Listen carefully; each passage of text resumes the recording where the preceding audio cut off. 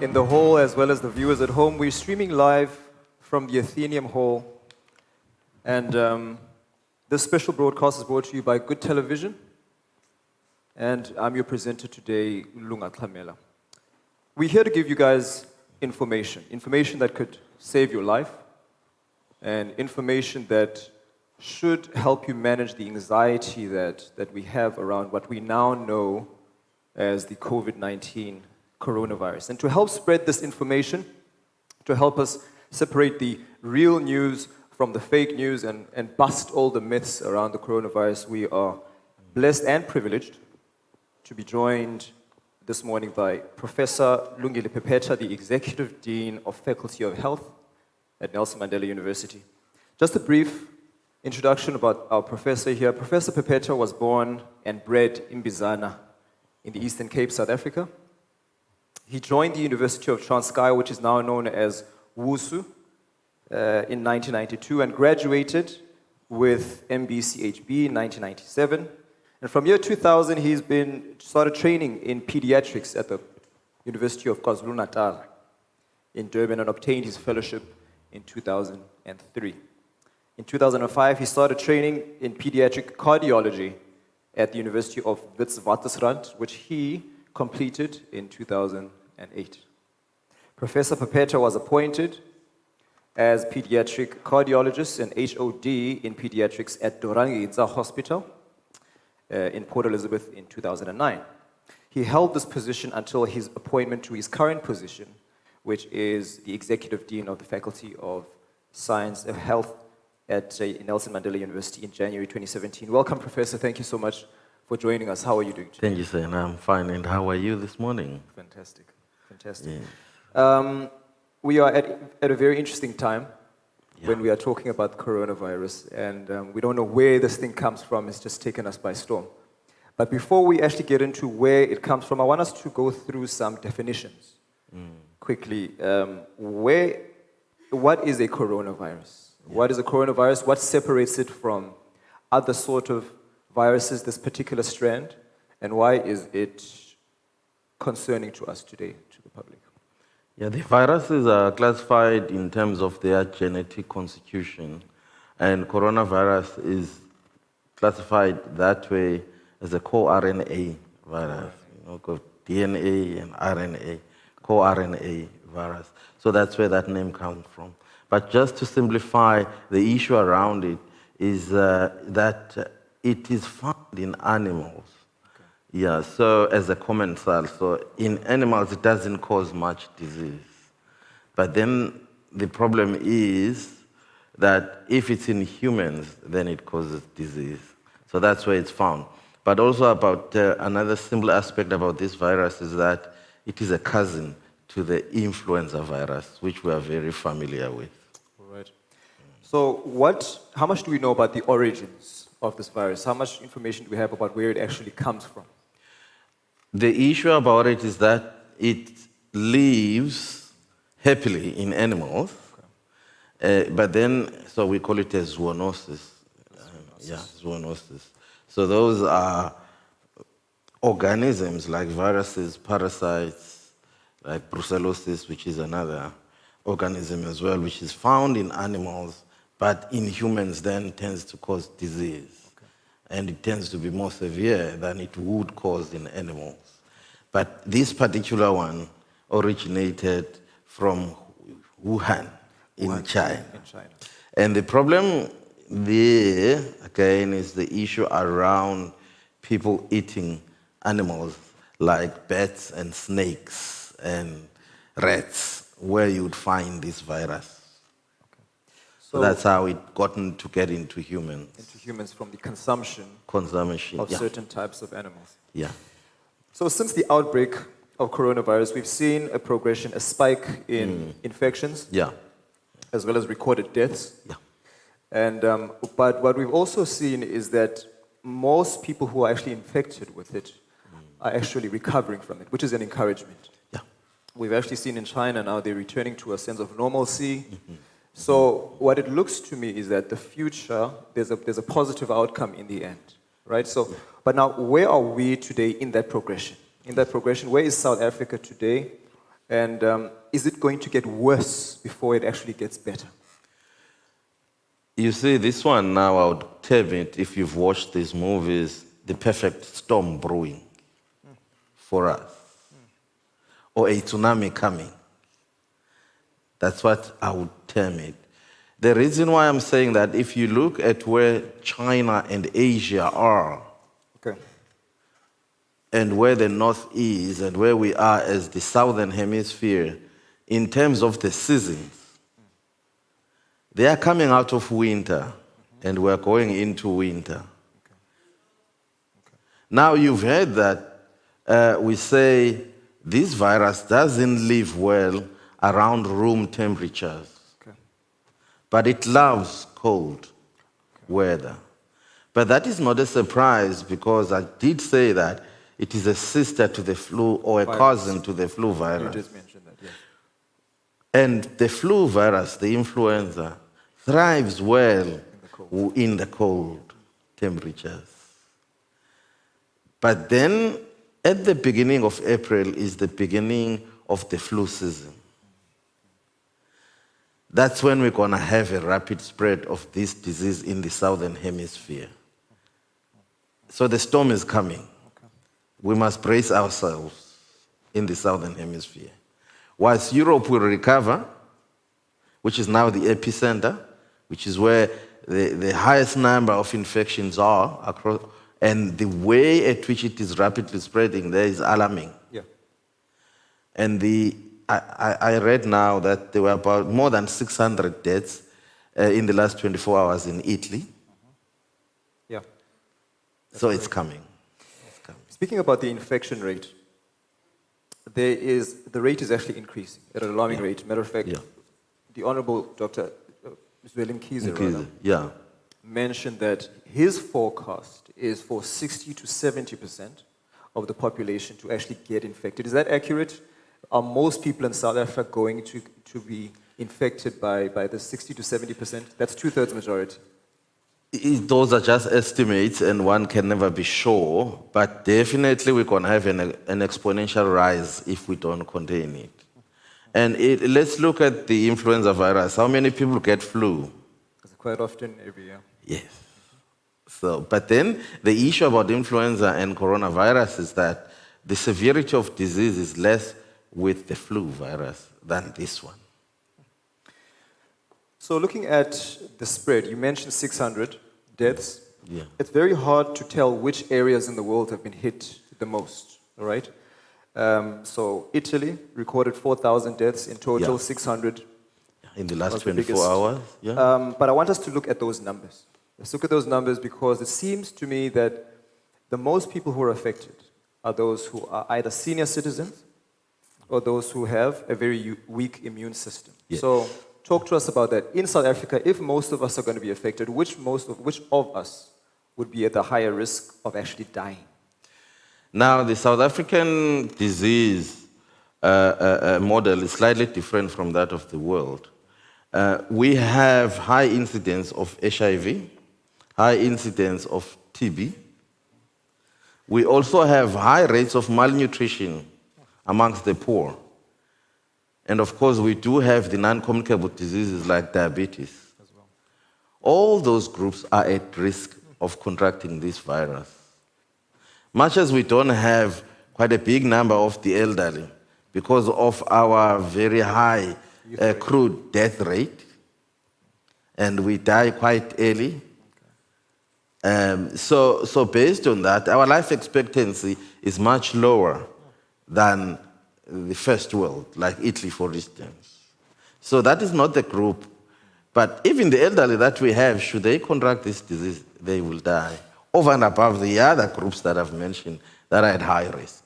It poses an interesting problem then for South Africa, because in an interview with Carte Blanche last year, you were speaking quite passionately about another problem, which was the capacity of hospitals to deal with a cardiac problem around young patients. You mentioned that if they don't get the treatment, they might actually die.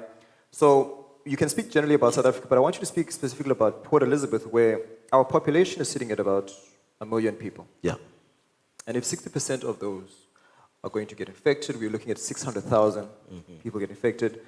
What we understand also is that only about 20% of those will need hospitalization. So Yeah. 120,000 people would need to be in the hospital. Do our hospitals have the capacity to deal with that kind of influx? When it comes to that, I will answer you with a smile, which is a sarcastic one, because I know we can't cope. If you look at Livingston as an isolation area for this virus, we don't have capacity there. There are 2 wards that are really geared for this Only 2 disease, wards. only 2. And then there is another isolation space of about 30 beds that could be made available. And then there was a mention as well in another discussion about using Utinake Hospital space for 18 beds. Now, you're talking about hundreds of thousands of patients. Where are they going to be? That's a good question. So we definitely cannot cope with those figures, as a country even. So let's try to personalize it. What would be the symptoms that somebody could actually display should they be infected by coronavirus? How can I tell if I've got coronavirus? What would be the first thing to look out for? That is another issue about this virus, is its latency period, where you have the virus but you don't show symptoms.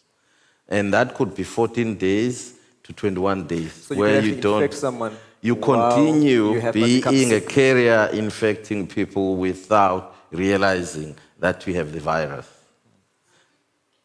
And you may remain so until you recover without any symptoms. But you've infected people that are at risk. And then the other issue is that you may have mild symptoms of flu. Okay. I've heard people saying, oh, this is why fever, I feel like, and I feel woozy. But then they are not really sick.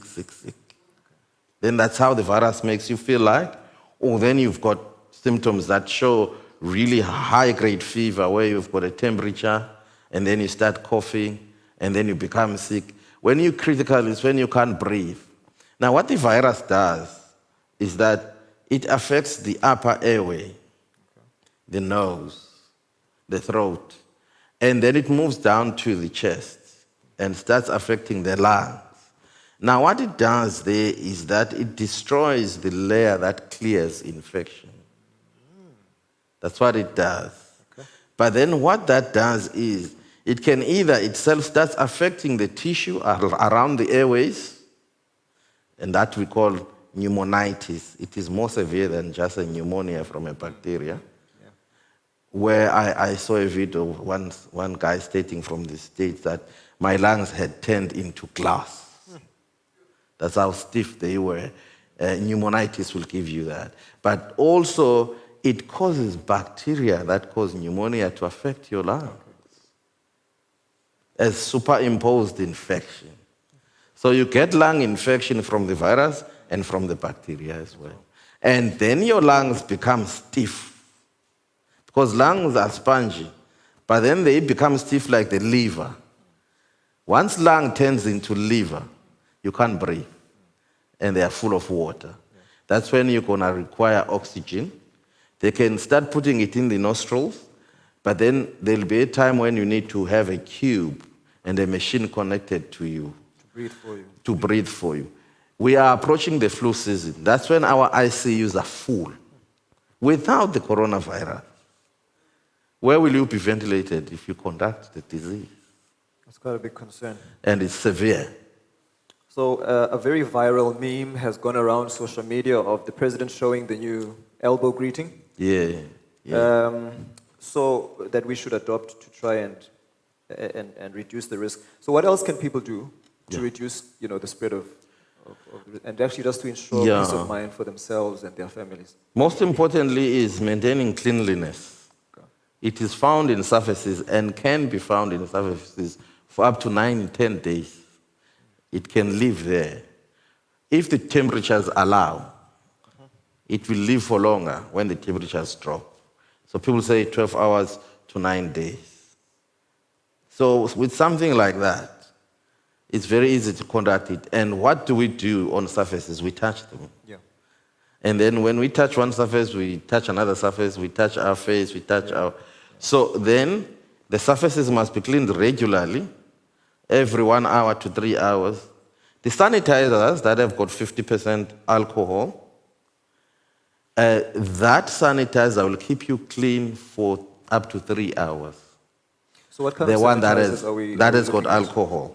Okay. So those sprays that have alcohol in them, we promote their use because they can protect you for up to 3 hours. Okay.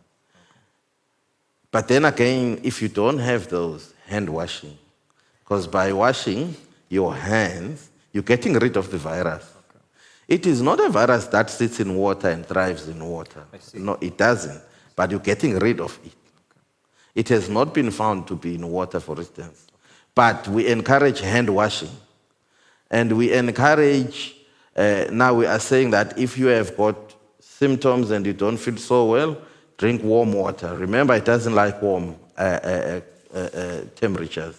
Warm water, and you can gargle with warm water and salt. And avoid touching your nose. Wipe your cell phones regularly and anything that you touch regularly. Keep a distance. A safe distance. This is safe, a meter at least. Speaking about that, the Minister of Police has mentioned a prohibition of alcohol sales after a couple of hours. The President has mentioned a restriction on gatherings for up to 100 people. So talk to us about social distancing. What is social distancing and how can it help to flatten the curve of the spread? As we are talking, and we know it comes from the upper airways, and you can find it in our saliva as droplets. Okay. As we are talking, there are a lot of droplets that are moving. In the air. But if now I've got 1 square meterage around me without being in contact with anyone, my droplets can only travel up to that distance, and therefore you can't catch it in that sense. Let's talk about the alcohol and drinking very late. Yes. Once people start drinking, they become very friendly. And in that sense also, after 6, the temperatures start dropping. So and the virus thrives in that. Excuse me. The virus thrives in that. And in that setting, the rate of transmission of the virus will increase. Yeah. So that's the main thing. The elbow greeting, now we're beginning to want to discourage that because we are saying if you don't have tissue, you sneeze into your elbow. And then you spread But by the same elbow you want to greet. No. We're beginning to redefine that. I'd rather tap your feet with my feet. Okay. It's becoming very tough to be sociable. Yeah. Or do the Turkish greeting of placing the hand over the heart. So the virus has actually come at a very difficult time. You mentioned that it's coming just on the eve of winter, but also as we are getting to prepare for our Easter gatherings. And what we know is that the ZCC Church has cancelled its pilgrimage. Easter pilgrimage is an encouraging sign. We are a mainly traditional and religious society. So what that means is very often when it comes to medical issues, not all the time will we have effective solutions to medical problems. So how important is it for the church as well as traditional society to work hand in hand with health professionals in being responsible with the kind of information that they tell their people? Education, education, education. This is a global disaster of epic proportions. Not in my lifetime have I had to experience something like this. Not in your lifetime have you had to experience something of this nature. That, in fact, realizing that some of us might not be here tomorrow because of this virus. My goodness. And whatever measures to curb its spread, we must institute with immediate effect. I was supposed to be at a family wedding today. I phoned them. I said, no, I'm not coming. Uneasy. I'm not coming. And let's encourage people not to come. Let's live stream. Let's have as few people as possible in that wedding. It's not going to work. Even in funerals, same story. It's going to have to be the same story. Otherwise, we're going to have an exponential rise of the virus and we're not going to cope. Now, the issue about that as well is once people catch it and they need care and we're in lockdown phase or mode, even the health practitioners that must assist will not go and assist because no one must leave their homes during lockdown. Yeah. The other issue about that, if we have huge numbers of the virus spreading, we don't have enough personal protective equipment to wear, such that then we're able to deal with those that are sick. The best way to do that when we have limited resources is to prevent the disease. In the first place. So 2 nights ago on Thursday night, you addressed the students at Nelson Mandela University, talking to them about the coronavirus. And one of the things you said, you were actually encouraging the students who stay at res to go back home. So what is the reports that we are getting from the school is that the residences, some of the electricity has been cut, some of the water has been cut, and this can be seen as an aggressive stance by the university. Can you just clear up the rationale behind encouraging students to go home? And the issue of encouraging students to go home is more like an order in a situation like this. And I'm just going to put that one up front. It is irresponsible of university, of us as health practitioners, to keep the students in huge numbers in residences, and then they contract the virus. Just about 500 students that contract that virus and they are sitting there. The universities will, well, not the university, because then it will not only become the responsibility of the university. The health system won't cope to deal with those students. They will not cope. Can you imagine 500 contacts of the coronavirus in one city, in Port Elizabeth? What are the ramifications regarding that? That are concentrated in a res. Who will provide food for them? Who will give them all the amenities they require? And what about those that are providing those and their safety? It would almost be irresponsible. And it would be contravening what the president and the minister of health are saying if we encourage them to stay. Okay. They will start wondering about our mental status as the people that need to make those decisions. And what benefit is it for the students to stay at rest than to go home at this time? When we are saying a tsunami is coming, when there's a tsunami and now we're all underwater, who's going to go and save the students? Yeah. Very challenging times, I guess, for yourselves as well as the university. So, moving on to a different topic.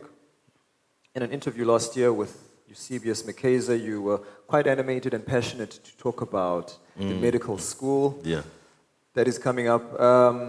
Can you talk to us a little bit about that? There's a new medical school that is being built. How far are we from building this new medical school? What can you tell us about that? I could talk the whole day about the medical school, but I'll try and summarize that aspect of things. It's been coming for a while, but it was in 2010 again that the University Council revisited the issue of saying, look, we need another medical school in the country. We have a huge shortage of doctors in the country and in Africa in general. So there's a need to increase the numbers of the practitioners that we have. And as such, then, Nelson Mandela is positioned in such a way that it would be relatively easy to establish a medical school based on the fact that we have tertiary institutions that can be used to train, and also the primary healthcare setup, secondary healthcare setup that can train medical practitioners. So then how far are we now? Last year, we had the Health Professions Council of South Africa visiting to do an accreditation together with the Council on Higher Education, because those need to happen as accrediting bodies. Yes. So that happened, and hopefully yesterday, the Health Professions Council of South Africa had their virtual meeting to give a final stamp on the medical school. The meeting was set to sit on the 20th of March, and HPSA did say that they'll be holding all the board meetings via Teams, which is a virtual system of holding meetings. Once then we have that letter will go to CHE, because CHE will need the regulatory body to give us an approval stamp. Once they do, it goes to CHE, and from there, we get full accreditation by CHE, and then from there, it goes to SAQA for registration. We cannot open up applications until we have SAQA registration. So that's a process. We are hoping by the second semester, we'll have the SAQA registration. So we're going to do it differently this year. Usually, medical school applications close by June in other institutions. But in this case, because the first intake is supposed to be next year, we'll close a bit later because we'll open a bit later as well.